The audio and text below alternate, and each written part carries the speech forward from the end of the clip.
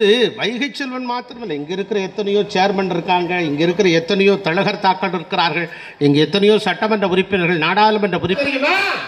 உங்களுடைய மண்ணின் மைந்தர் ஆரம்பையன் தங்கப்படுகிறார். அப்படி ஒரு வாய்ப்பு கிடைக்குமா? உலக முதலீட்டாளர் மாநாட்டிலே கோட்டு சூட்டு சட்ட டை எல்லாம் பல துறைகளில் உயர்ந்த வாய்ப்பு உச்சத்துக்கு தந்தவர் தொழில்துறை அமைச்சர், இண்டஸ்ட்ரியல் மினிஸ்டர். இண்டஸ்ட்ரியல் மினிஸ்டர் என்று சொன்னால் உலகம் முழுவதும் வருகிற உலக முதலீட்டு கொள்ளை நடைபெற்றுக் கொண்டிருக்கிறது. எங்கே பார்த்தாலும் போதைப் பொருள் நடைபாட்டம். இது தமிழகம் தான் இந்தியாவுக்கே ஒரு முன்னோடி மாநிலமாக போதை மாநிலமாக இருக்கின்றது. தமிழகம் எதிலே முன்னோடி மாநிலம் என்று சொன்னால் வளர்ச்சியிலே முன்னோடி மாநிலம் கிடையாது, வறுமையை போக்குவதிலே முன்னோடி மாநிலம் கிடையாது. போதை மாநிலத்திலே தமிழ்நாடு தான் முதன்மை மாநிலம் என்று பெயர் வாங்கிற அளவுக்கு இந்த ஆட்சியாளர்கள் நடத்தி கொண்டு இருக்கின்றார் என்று சொன்னால் 10 ஆண்டு காலம் அம்மாவுடைய ஆட்சியும் அண்ணன் எடப்பாடியார் ஆட்சியில் இருந்தது. எங்காவது கஞ்சா இருந்ததா? அது எங்காவது ஒரு பக்கம் லாட்டரி டிக்கெட் வைத்தால் பெண்கள் உடனே எனக்கு இரவு கூட பார்க்க மாட்டார்கள், உடனே தொலைபேசியில் தொடர்பு கொண்டு அண்ணா இங்கே லாட்டரி டிக்கெட் வைக்கிறது என்று சொல்வீர்கள்.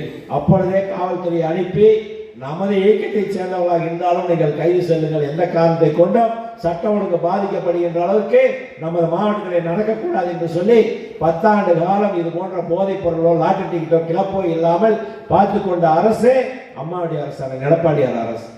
ஆட்சியாளரை கண்டு பயமில்லாத காரணத்தினால் இன்று பள்ளியிலே படிக்கின்ற மாணவிகளே கற்பழிக்கப்படுகிறார் என்று சொன்னால் யாரை நம்பி பள்ளிக்கு அனுப்புவது? தயவு செய்து நீங்கள் சிந்தித்து பாருங்கள்.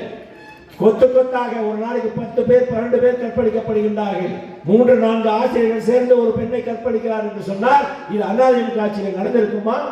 நடந்திருந்தால் அவர் இருந்திருப்பார்களா? இந்த ஆட்சியை பயப்படாத காரணத்தாலே நம்முடைய குழந்தைகளை பள்ளிக்கு அனுப்ப முடியவில்லை, கல்லூரிக்கு அனுப்ப முடியவில்லை. இன்னும் ஒருமுறை நாம் வாய்ப்பளித்தோம் என்று சொன்னால் இந்த ஆட்சியாளர்களை நம்பி நாம் இன்னொரு முறை வாய்ப்பளித்தால் நம்முடைய எதிர்காலமே வீணாக போய்விடும் என்பதெல்லாம் இதெல்லாம் ஒரு உதாரணம். ஆனால் மக்களுக்கு தெரியும் யார் என்ன செய்கின்றார்கள், யார் மக்களுக்கு செய்கின்றார்கள், எந்த ஆட்சி மக்களுக்கான ஆட்சி, எந்த ஆட்சி மக்களுக்கு பாதுகாப்பான ஆட்சி என்பதை தேர்தல் வருகின்ற போது நிச்சயமாக அனைத்து இந்திய அண்ணா திராவிட முன்னேற்ற கழகத்திற்கு வாக்களித்து இரட்டையிலே வாக்களித்து அண்ணன் எடப்பாடியாரை மீண்டும் முதலமைச்சராக்குவார் எங்களுக்கு நம்பிக்கை இருக்கின்றது.